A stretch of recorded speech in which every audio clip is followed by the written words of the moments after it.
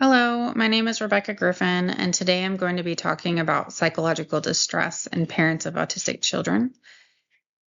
This topic is especially relevant to social work because we often work directly with families who are navigating complex systems while also managing high levels of stress. Parents of autistic children are not only supporting their child's needs, but are also dealing with emotional, financial, and systemic challenges that can impact their overall well being.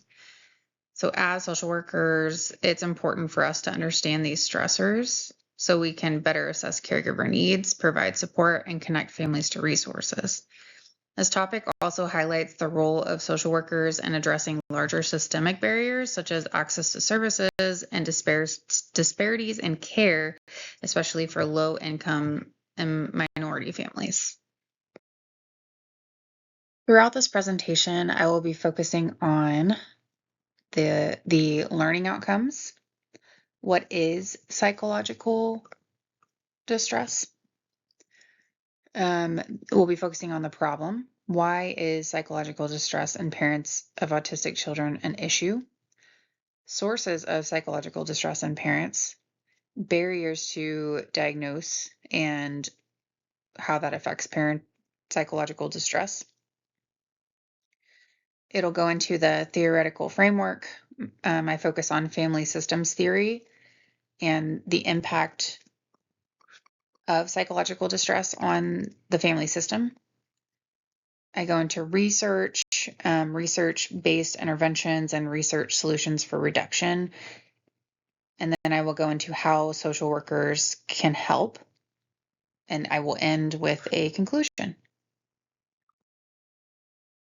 Going into the learning outcomes, by the end of this presentation, participants will be able to identify key sources of psychological distress experienced by parents of autistic children, explain how that distress impacts family functioning and child outcomes, and describe social work-based approaches used to support these parents.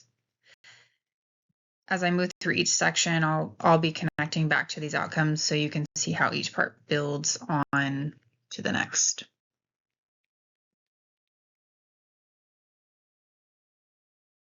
So what is psychological distress? So psychological distress refers to a state of emotional suffering that can include things like anxiety, depression, and feeling overwhelmed. It usually develops when stress becomes too intense or continues over a long period of time. Unlike stress, which can sometimes be temporary or manageable, and it goes in with that distress, psychological distress tends to have a more negative impact on a person's overall well-being. It can affect how someone thinks, feels, and functions in their daily life, including their relationship and ability to cope.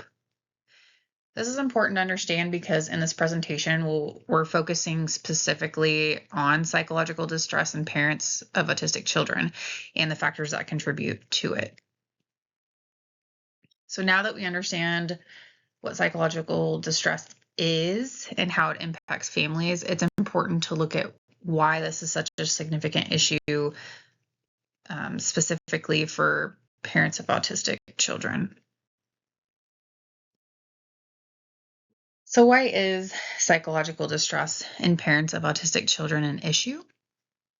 So psychological distress in parents of autistic children is a significant issue because research shows that these parents often experience higher levels of stress, anxiety, and depression compared to parents of neurotypical children or children with other conditions. This level of distress can impact a parent's overall well-being and their ability to function day to day, which in turn affects the entire family. It can influence the quality of parent-child interactions, increase tension in relationships, and contribute to instability within the home. There's also a direct connection between caregiver well-being and child outcomes. When parents are overwhelmed or emotionally exhausted, it can affect how they respond to their children's needs and behaviors. In addition, many families face barriers such as limited access to services, financial strain, and social isolation, which can make distress worse over time. Because of these combined factors, psychological distress is not just an individual concern, it's a broader family and social issue that requires attention and support. So now we're going to talk about sources of the psychological distress. Research shows that this distress is influenced by multiple factors, including high caregiving demands, limited access to services, social isolation, stigma that's placed on the parents and the family, and financial strain. However, it's important to recognize that not all families experience these challenges in the same way. Research shows that minority and low-income families are more likely to experience delays in diagnosis, not because of lack of awareness, but because of systemic barriers. So that brings us to the barriers to diagnosis and how that affects the parent psychological distress. Mainly focuses on minority and low-income families. So research shows that minority and low-income families are likely to experience delays in getting an autism diagnosis for their child. These delays are not due to a lack of awareness, but are linked to systemic barriers such as limited access to providers, financial challenges, and delayed responses from professionals when concerns are raised. These delays can significantly impact parent psychological distress. Without a diagnosis, parents are often left feeling uncertain, questioning themselves, and struggling to access appropriate support. In addition, many families experience financial strain when attempting to seek services on their own, which further increases caregiver stress. Overall, this highlights that psychological distress in parents is not only related to caregiving demands, but it also shaped by systemic barriers within healthcare and service systems. Now that we have gone over, what psychological distress is, and what the problem is, and those barriers within that problem, I want to focus on my theoretical framework, which is family systems theory. Family systems theory originally developed by Bowen. It explains that families function as interconnected systems, meaning that when one member is affected, it impacts the entire family. This theory emphasizes that the family operates as a whole that is greater than the sum of its parts, and that individual behaviors cannot be fully understood in isolation. Instead, the focus is on patterns of interaction between family members.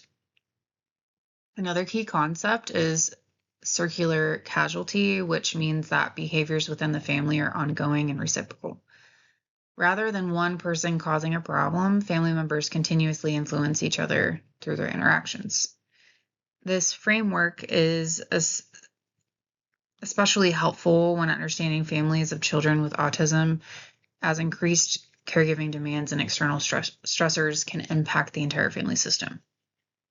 It also helps explains why parents may experience psychological distress, since their well-being is closely connected to both their child's needs and the overall functioning of the family system.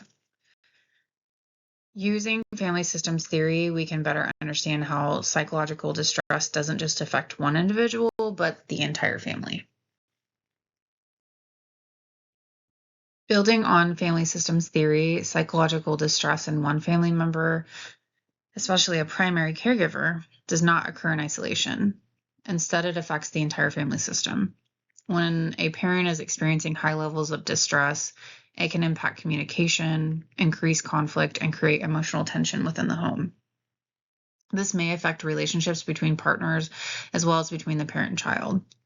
Children are also sensitive to these emotional dynamics, which means caregiver distress can influence their behavior, emotional regulation, and overall development.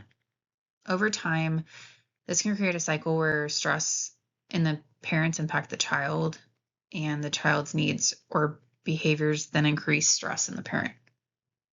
This highlights why it is so important to view psychological distress not just as an individual issue, but as something that affects the entire family system.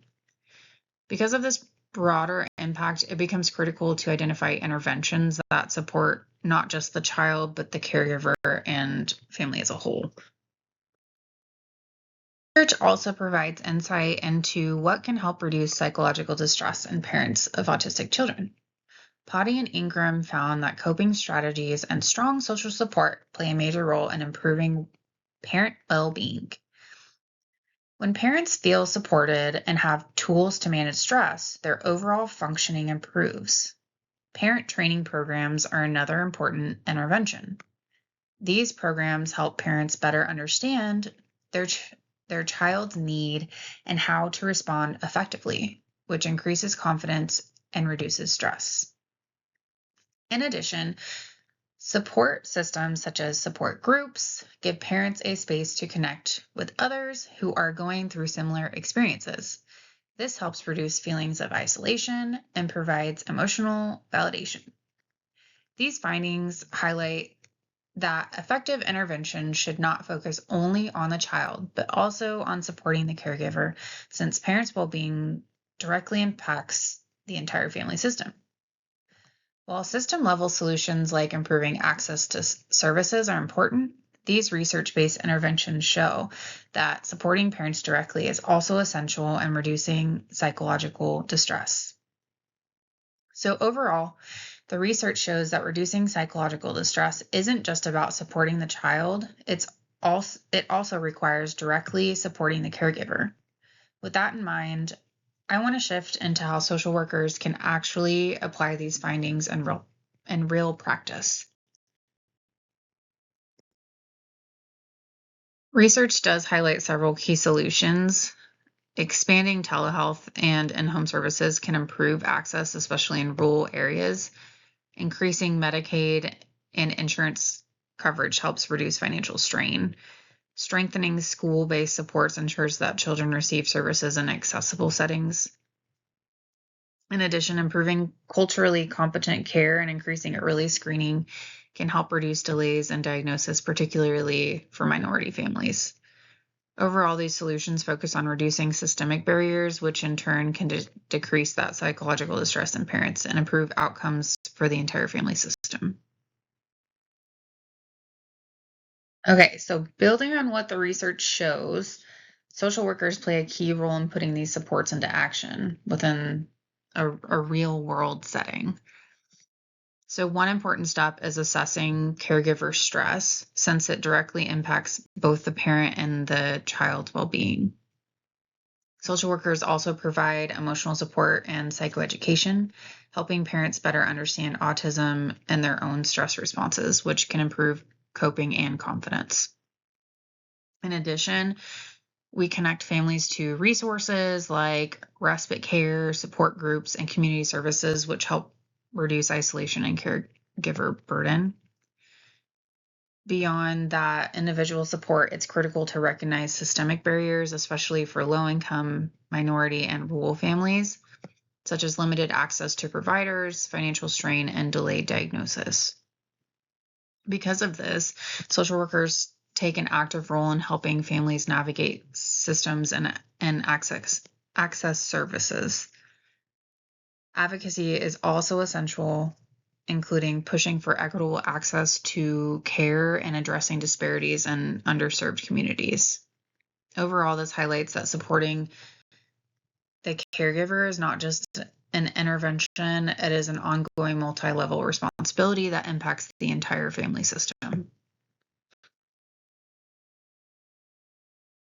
In conclusion, parents of autistic children experience significant psychological distress due to both the ongoing demands of caregiving and the systemic barriers they face, such as limited access to services and delayed diagnosis.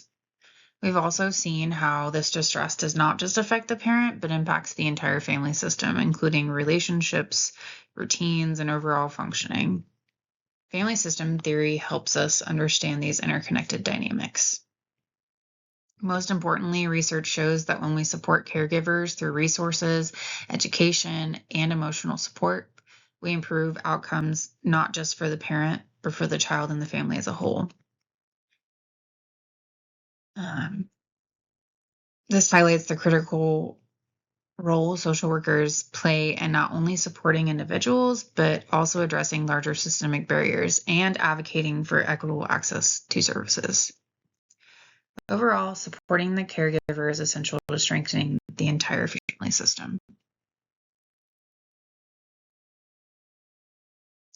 Thank you so much for listening to my presentation. Here are my references. Thank you.